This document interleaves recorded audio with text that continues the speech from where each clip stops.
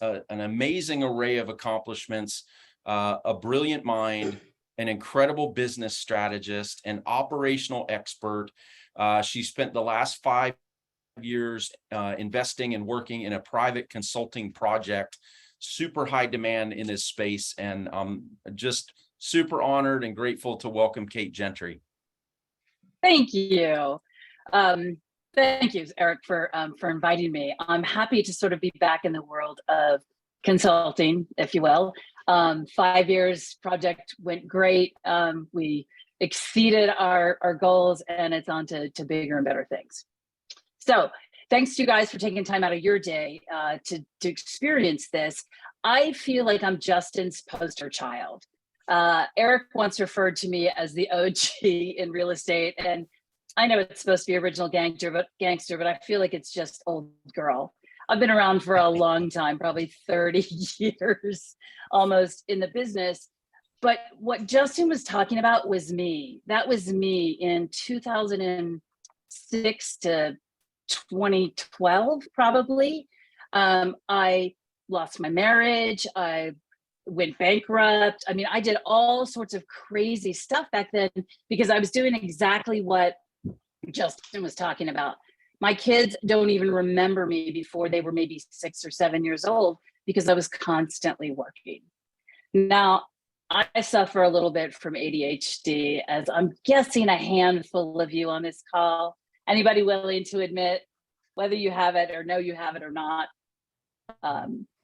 It can be a challenge to run a big business. I love the big hand in the background waving. It can be a challenge to run a small business.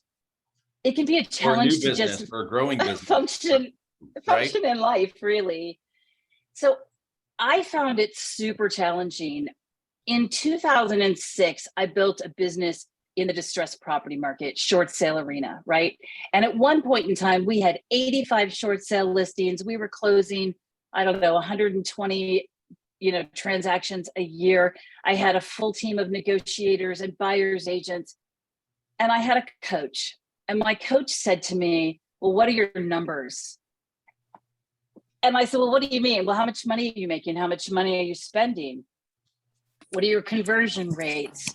What's your return on investment? What are you paying for leads? And I had no idea. Does that strike anybody else? Anybody I've lived in that space. Yeah, I think, and the more I consult, the more I find that most of us are in that space. And I was too. And I had a big business and I operated based on the fact, is there money in the account? Is there money in the business account? We're okay. Do we have deals in the pipeline? We're okay. As soon as somebody said no and threw the red flag, we panicked. We went into panic mode. I had to get that stress out of my life. So I was challenged by my coach to collect my numbers. And let me tell you what accountability looks like. And I refer to this now as no fail accountability because I had to set myself up for success on this. Anybody remember a guy named Russell Shaw in the business? I may be dating myself. I know Russell's still around and doing great work, but he was the legend. Yeah. Okay. We got a few thumbs up. He was the legend in my world. And my coach suggested I go out and get my numbers. And it was so overwhelming to me. I kept failing and failing week after week. Finally, she suggested that I write a check to KW Cares. I was with Keller Williams at the time. KW Cares, $10,000, right? That was big for somebody who doesn't know their numbers. So I was afraid that I was going to have to write this check. The check could have bounced, by the way. I mean, I was doing big business, but it wasn't saving any money. So I wrote this check out to KW Cares and I thought, well, this is going to be easy because it's to charity. And I thought this won't work for me because I'm a nice person. I give to charity regularly. I'd be mortified that the check would bounce, but still. So I wrote the check to Russell Shaw. I thought, who needs my money least in this industry? And that was Russell Shaw because he was killing it. And I wrote him a letter. I said, dear Russell, I know you don't know me, but if you're getting this letter and this check, it's because I didn't do what I said I was going to do.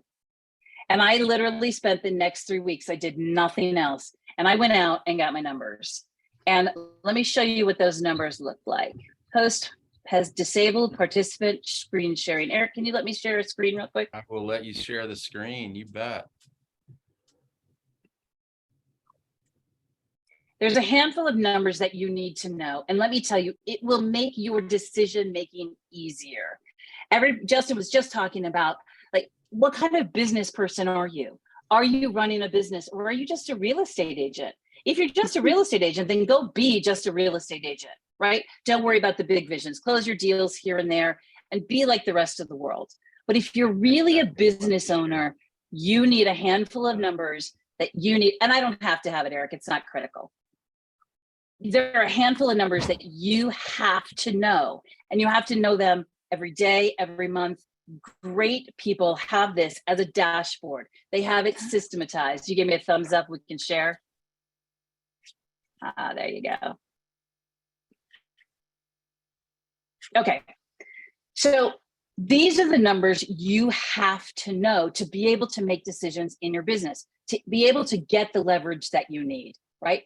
Conversion rates. Most of you know what your conversion rates are from what it costs me to get this lead or acquire this lead, or how many leads I got on this and how many closed. But most of you don't know the in-betweens. How many went from lead to contact, contact to appointment, appointment to agreement, agreement to close, and escrow to close. So if you don't know those sort of mid conversion rates, then how can you figure out whether or not your agents or you are converting well at each stage? If I go in and I look at these, I can tell you whether or not my buyer's agent on my team needs to work on their script between converting a lead to a contact, or if they need to work on their appointment to agreement, right? I can get micro involved in what they're training and how to help them if I know these conversion rates. This started with me. I needed to know my conversion rates. My biggest problem, and I will tell you that in my consulting years, it's the same across the board. It's lead to contact. We get leads. We pay lots of money for leads, but we don't make enough effort to get the contact, right? And that requires effort. Systematizing that, having a system that will do 90% of the heavy lifting for you is key. Eric talked about systems and processes in the beginning. Having your systems in place, absolutely critical. Number two, the return on investment. I worked for a major team in the Valley, helped build this, helped grow this team. And we were spending a ton of money, probably about $5,000 a month on Zillow leads. Now, this is long before their new Zillow program and that sort of thing, but we were spending a lot of money. And he came into my office and he goes, just cancel this. It's not working. We're not getting any return on this. We were getting a ton of leads. And all of my sales agents kept saying, oh, they're terrible leads. I said, hold on a second. I did a few calculations. They weren't terrible leads. We were getting a lot of them. We were converting some of them, but we were still making more than a 300% return on our investment. So even though everybody runs their business, I shouldn't say everybody, but most of us run our business sort of by gut feel. But if you don't have the data to back it up, you don't have a choice but to just run by your gut, right? And what does that do? That causes stress. We're second guessing our decisions. We're afraid to hire. We don't know how long we can last. Had a conversation with a client recently. They want to make a shift in their career and they're focused on their business. How much money do you need to be able to do that? What do you need in the bank to be able to create that runway for you to go off and do other things? You have to know those numbers. So lead sources, what are you spending on advertising or marketing? And then any other expense that you expect business to be derived from. Financial. P&L. I know most of you guys' eyes are rolling back in your head and you're thinking, oh, I don't want to do that. Do you have a bookkeeper? Do you have somebody doing your numbers?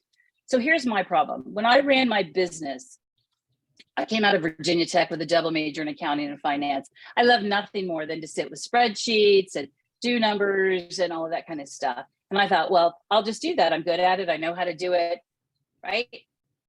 Why would I spend $30 an hour for a bookkeeper? I know that they're much more expensive now.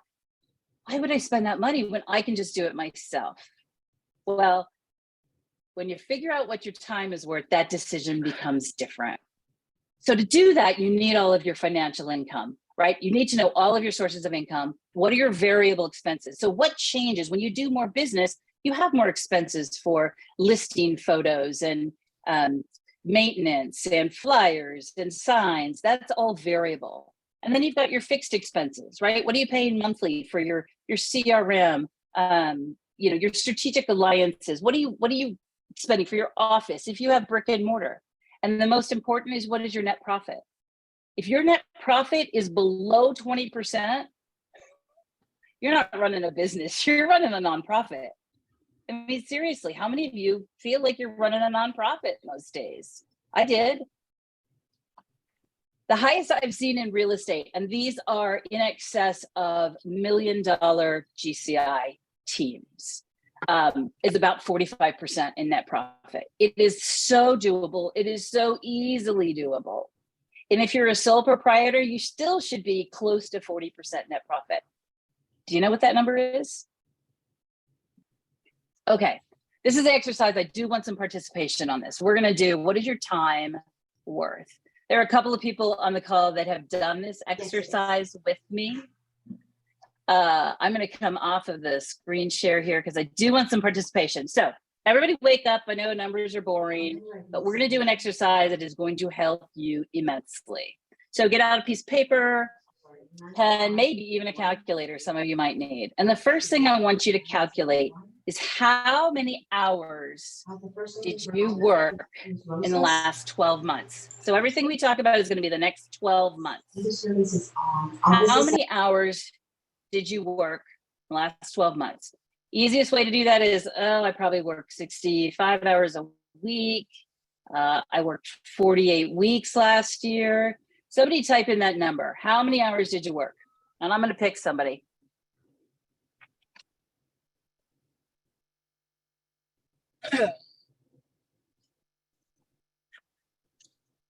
Anybody know if they worked at all last year? Most of the people just dropped off when you said you were going to pick somebody to go take through the exercise. That's right. Holly Hill will play with me in They're there. all running for the hills. All right, James Wilson, that'll teach you to be first. 2,600 hours. So 2,600 hours. What percentage do you think you spent doing your income producing activities? So let me be clear on this. Your income producing activities are only, and you can't talk me out of this, they are only lead generation. Number one, lead generating income producing activity.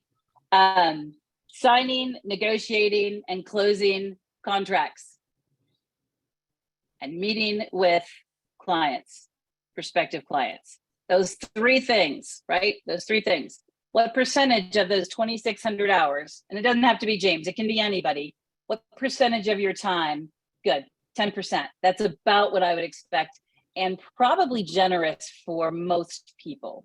Okay, so now, James, you're welcome to make up a number, and thank you for playing with me on this, but how much money did you make in the last 12 months? I don't care what number you come up with, whatever your GCI, gross commission income, all the money that came into your business from your activities, from your income producing activities.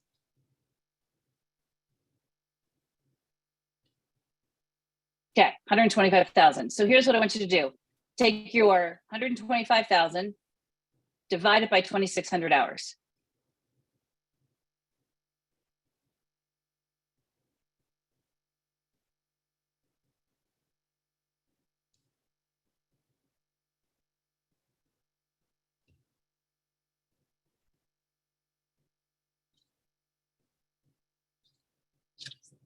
$48 an hour.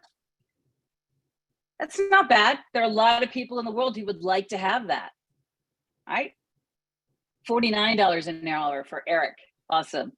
So now I want you to do is go, well, if all of that income came from 10% of that time, 260 hours, James, now I want you to calculate, I want you to divide 125,000 by 260.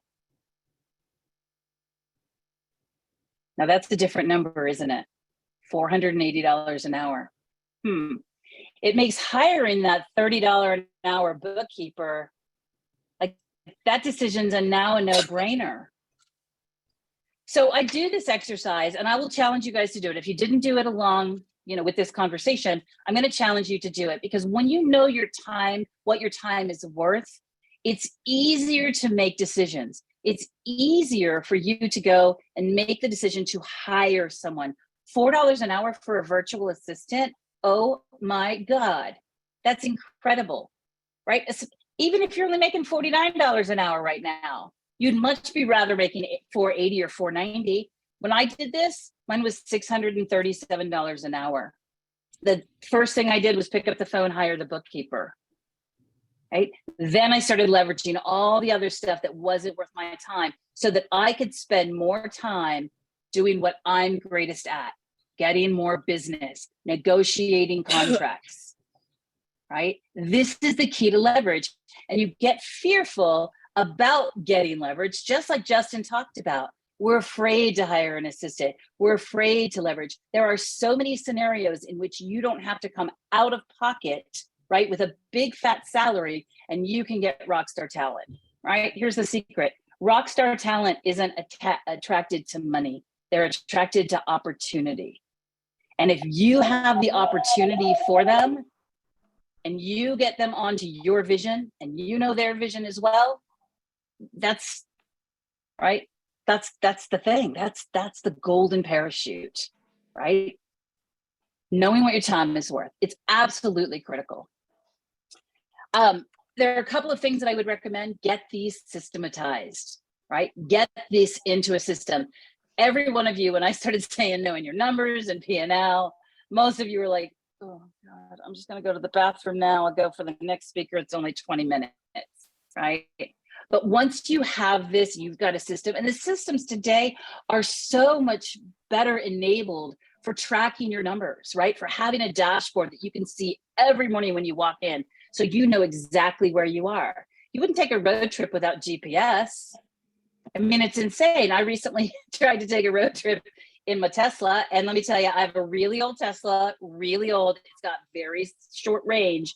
And it was a challenge, right? You get out into nowhere land and you can't find chargers. You have to have a roadmap, and it has to be very specific. And you have to look at it all the time. You have to look at these numbers all the time to keep your business on where you want to go. Is that something you guys can do? Are you overwhelmed by it? We can help. So Erik, one of the things I'm doing, so now that I have come out of hiding in the last 5 years, and this is not a sales pitch because this is free. If you guys need help finding these numbers, right? Where do I get them? How do I systematize them? I'm willing to do 24, 30-minute, free call with you guys. I don't sell anything. There's nothing in it for me, but I will help you get these numbers together, tell you how to find them, how to use them in your business. I'm happy to do that. I don't have any appointments until November, but I'm happy to put my calendar link in here for you. Yes, please. That's awesome. I would encourage everybody to take advantage of this opportunity. I appreciate how much you're coming from contribution. We talked at the outset about contribution as a form of leadership, and I believe that's why everybody is here. And I appreciate the offer, and it will be a game changer for anybody that takes Kayte up on the offer. So book the time, have a conversation, learning from people that are further down the path from us, or people that have very specific areas of expertise.